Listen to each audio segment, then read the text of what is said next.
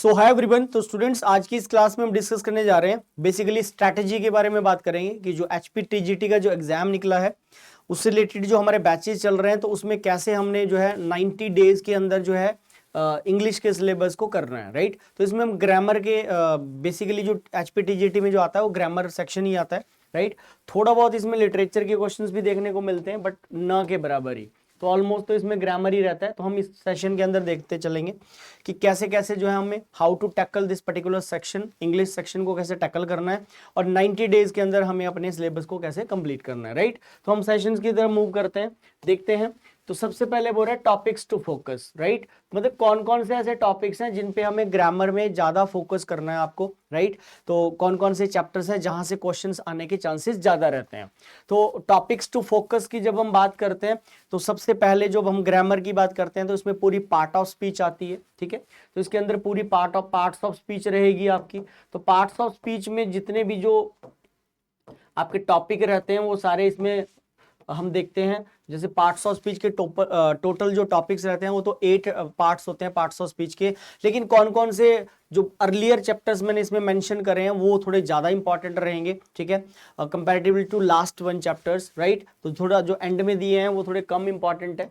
तो सबसे पहले अगर हम टॉपिक की बात करें तो ग्रामर का ये वाला जो टॉपिक है इसके क्वेश्चन पक्का देखने को मिलते हैं, राइट। और वो है हमारा टाइम एंड टेंस। तो टेंस एक ऐसा कंपोनेंट है, ठीक है, जहां पे सबसे ज्यादा सीखने वाली बातें भी है, ठीक है। मतलब अंडरस्टैंडिंग वाली जो कॉन्सेप्ट्स, जो सीखने वाली चीजें हैं वो इसी चैप्टर के अंदर सबसे ज्यादा देखने को हमें मिलती हैं, राइट। तो टाइम एंड टेंस के ऊपर आपको क्वेश्चंस पूछे जा सकते हैं। अब कोई भी जब आप ग्रामर का टॉपिक पढ़ते हो, जैसे आपने नाउन्स पढ़ा या आप मान लो प्रोनाउंस पढ़ रहे हो या आप एडजेक्टिव्स कर रहे हो, जो भी पार्ट्स ऑफ स्पीच के चैप्टर्स होते हैं, राइट। तो इसमें 3 तरह के सवाल आपको देखने को मिलेंगे। या तो आपको स्पॉटिंग एरर का क्वेश्चन बनाएगा एग्जामिनर। तो ये मैं पहले ही चैप्टर में आपको क्लियर कर देता हूं कि आपका एक क्वेश्चन हो सकता है कि सर सवाल कौन कौन से टॉपिक्स में, टाइप्स कैसे कैसे बन सकती हैं इसके ऊपर, क्वेश्चंस के ऊपर। तो सबसे पहली टाइप का जो क्वेश्चन है वो स्पॉटिंग एरर आ सकता है आपको, राइट। अब वो एग्जामिनर की, पेपर सेटर की मर्जी है कि कौन से चैप्टर से उसको स्पॉटिंग एरर उठाना है, कौन से चैप्टर से उसको फिलअप का क्वेश्चन बनाना है, या कौन से चैप्टर का वो सेंटेंस इंप्रूवमेंट का सवाल डालेगा। वो होता है एग्जामिनर जो पेपर सेट करते हैं उनके ऊपर डिपेंड। हो सकता है कि टेंस के ऊपर उसको स्पॉटिंग एरर नहीं जानना है, तो हो सकता है कि वो फिलर का क्वेश्चन बना दे कि कोई स्टेटमेंट दे देगा और उसमें आपसे बोलेगा बताओ इसमें हैज हैव आएगा, डू डज आएगा, या इसमें विल शैल आएगा, या इसमें वॉज वर आएगा। डिफरेंट वर्ब्स आपको दे देगा। अब जो स्टेटमेंट होगी, जो फैक्ट होगा, उसके अकॉर्डिंग ही आपको बताना पड़ेगा कि वहां पे राइट वर्ब क्या पिक की जाएगी according to tense, right. Time के अकॉर्डिंग ही हम वहां पे टेंस को डिसाइड करेंगे। अगर टाइम उस सेंटेंस में प्रेजेंट का गोइंग ऑन होगा तो ऑब्वियस वहां प्रेजेंट की वर्ब उठाई जाएगी। अगर वहां पे टाइम पास्ट का गिवन होगा सेंटेंस में तो हमें पास्ट की वर्ब उठानी पड़ेगी। और अगर सेंटेंस में फ्यूचर टेंस गिवन होगा तो फिर हमें वहां पे फ्यूचर की ही वर्ब को उठाना पड़ेगा। वो अकॉर्डिंग टू टेंस होता है। तो पहला सवाल बन जाता है हमारा स्पॉटिंग एरर के ऊपर। दूसरे अगर क्वेश्चन की बात हम करें तो सेकंड क्वेश्चन मैंने आपको बताया फिलर का बना सकता है, राइट। सेकंड बना सकता है फिलर का क्वेश्चन, ठीक है जी। और अगर हम थर्ड क्वेश्चन की बात करें, थर्ड क्वेश्चन इसके ऊपर बन सकता है सेंटेंस इंप्रूवमेंट के ऊपर, सेंटेंस इंप्रूवमेंट के ऊपर ये भी आ सकता है, सेंटेंस इंप्रूवमेंट, राइट। तो ये बेसिकली आपका ऐसे क्वेश्चन बन सकता है। तो spotting error, then filler question, then sentence improvement के ऊपर ये 3 तरह के सवाल ही आपको मिलते चलेंगे, राइट। उसके बाद जब हम बात करते हैं अगले चैप्टर के ऊपर, अब टेंस जब पढ़ता है बच्चा तो टेंस से फिर एक नई एक चैप्टर की उत्पत्ति होती है, दैट इज क्लॉजेस।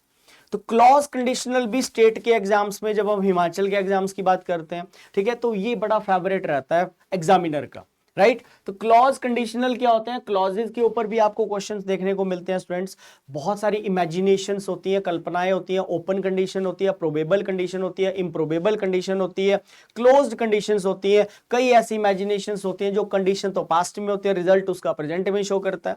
तो that is called clause basically. तो ये सारा क्लॉज, ये भी वेरी वेरी इंपॉर्टेंट चैप्टर है, राइट। और इसको भी हम अपने सेशंस के अंदर, मतलब जब क्लासेस आपको मिलेंगी तो उसमें हम ये भी कवर करेंगे। तो क्लॉजेस क्या है, टाइम एंड टेंस क्या है, इसके ऊपर स्पॉटिंग एरर के क्वेश्चन प्रैक्टिस करते चलेंगे, इसके ऊपर फिलअप्स के क्वेश्चन प्रैक्टिस करते चलेंगे, और कैसे जो है हम सेंटेंस इंप्रूवमेंट के सवालों को टैकल करेंगे, वो सारा आपको मतलब क्लासेस में बताया जाएगा, राइट। तो क्लॉज एक इंपॉर्टेंट कंपोनेंट है।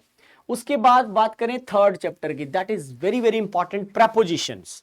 ये एक ऐसा चैप्टर है जिसके ऊपर आपके 1 से 2 सवाल बन सकते हैं, मतलब टीजीटी के एग्जाम में प्रेपोजिशंस पे क्वेश्चंस आ जाते हैं, ठीक है, पूछे जाते हैं। अगर हम पिछले एग्जाम्स को भी चेक करते हैं तो हमें वहां पे देखने को मिलते हैं प्रेपोजिशंस के ऊपर भी क्वेश्चंस। अब प्रेपोजिशंस बहुत सारी होती हैं, बहुत ही डीप और वास्ट चैप्टर है ये, ठीक है। तो बहुत so many prepositions are there, to, in, by, of, with. तो इनके सिंपली हमें यूजेस भी सीखने होंगे क्लासेस में, ठीक है, कि कैसे कैसे प्रेपोजिशन को यूज किया जाता है। अब फिर एक एकेडमिक्स लेवल की प्रेपोजिशंस भी होती हैं जो हम स्कूल लेवल पे पढ़ते हैं।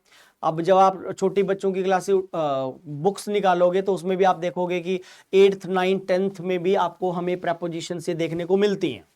तो एक तो वो स्कूल लेवल की प्रेपोजिशंस होती हैं कि टू, इन, ऑफ कैसे लगते हैं। लेकिन ये थोड़ा आप ग्रेजुएशन लेवल पे बातें कर रहे हो, है ना, ऑब्वियस है, आप ग्रेजुएट हो, आप जो है आप मे बी पोस्ट ग्रेजुएट भी होंगे, तब जाके इन एग्जाम्स को फाइट कर रहे हो। तो यहाँ पे वो स्कूल लेवल की एकेडमिक्स थ्योरी पे क्वेश्चंस नहीं करता है।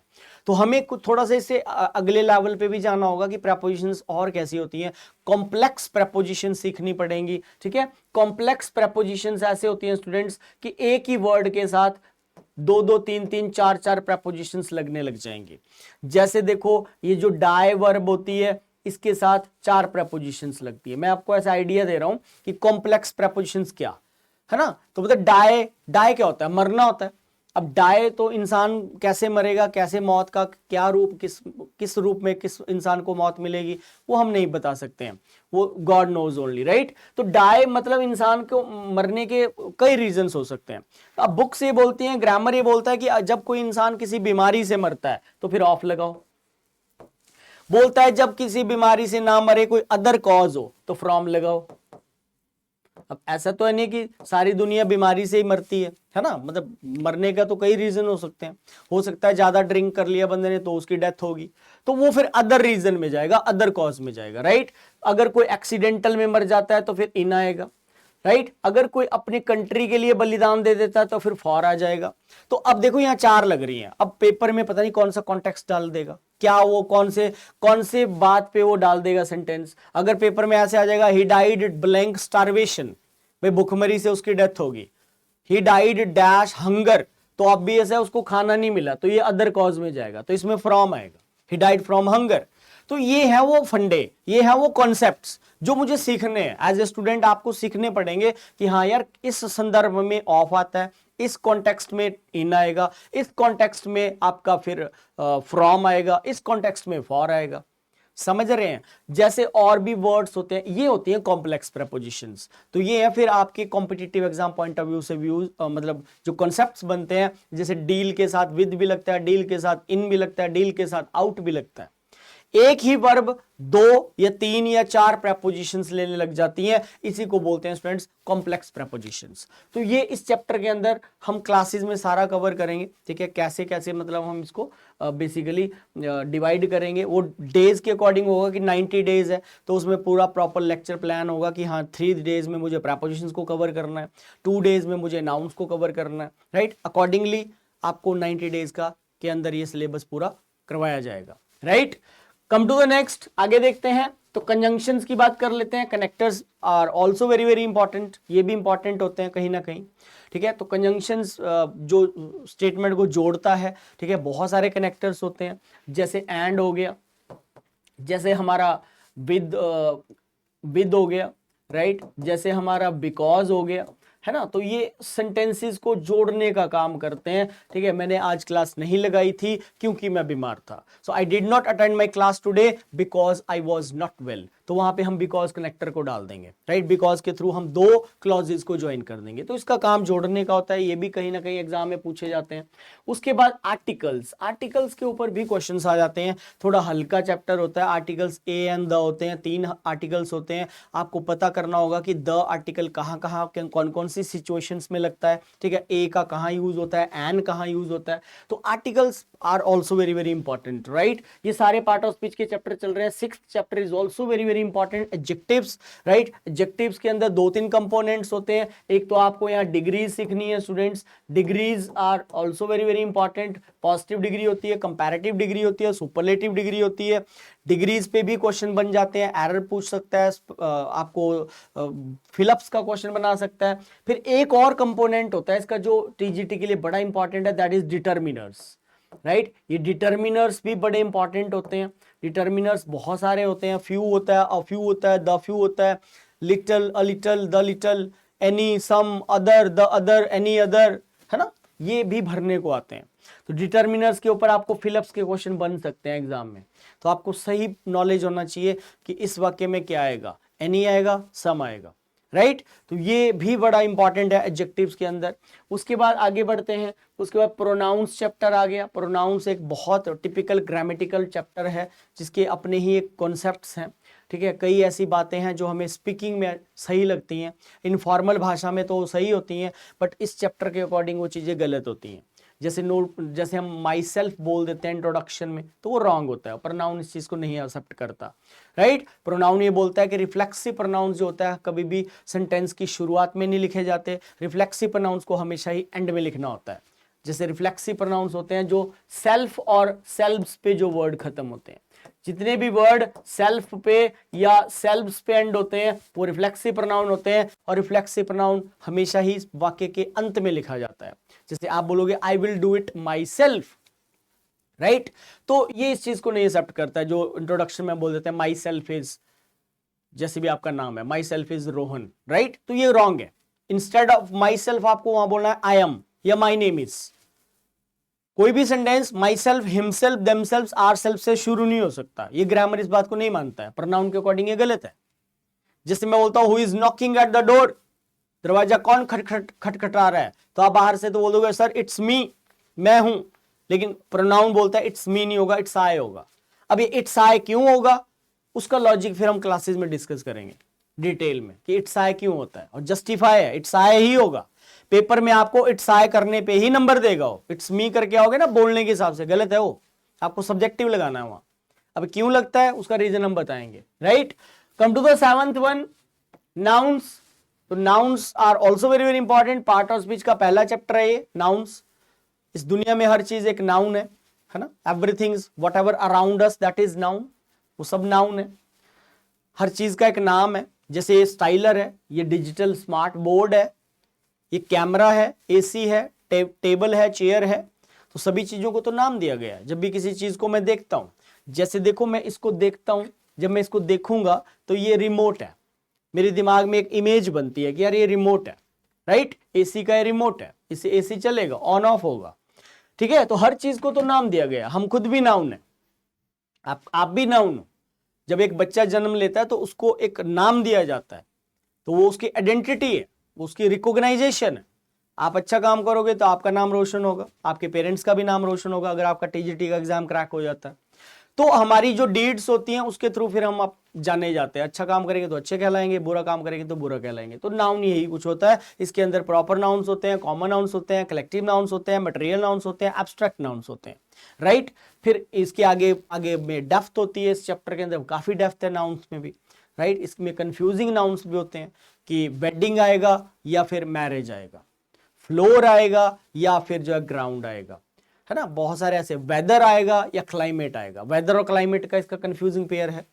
वेडिंग और मैरिज का इसका कंफ्यूजिंग पेयर है इस चैप्टर का। तो ये काफी इंपॉर्टेंट है, डीप नॉलेज है इस चैप्टर के अंदर भी, ठीक है जी। Apart from this part of speech तो यहाँ पे हमारी खत्म हो जाती है, बट कुछ और भी चैप्टर्स निकल के आते हैं। जैसे सब्जेक्ट वर्ब अग्रीमेंट है, तो सब्जेक्ट और वर्ब के अग्रीमेंट के बारे में यहाँ पे बात की जाती है, ठीक है, कि कहाँ पे हमें वर्ब सिंगुलर लिखनी है, कहाँ पे हमें वर्ब प्लूरल लिखनी है, सब्जेक्ट और वर्ब का अग्रीमेंट कैसे काम करता है। सिंगुलर सब्जेक्ट के साथ सिंगुलर वर्ब लिखनी है, प्लूरल सब्जेक्ट के साथ प्लूरल वर्ब लिखनी है। हर सब्जेक्ट की अपनी एक वर्ब होती है, हर वर्ब का अपना एक सब्जेक्ट होता है।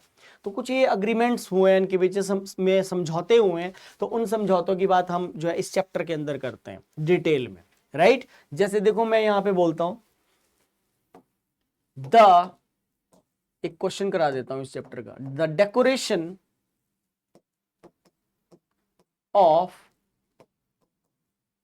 these 5 rooms are very beautiful, right?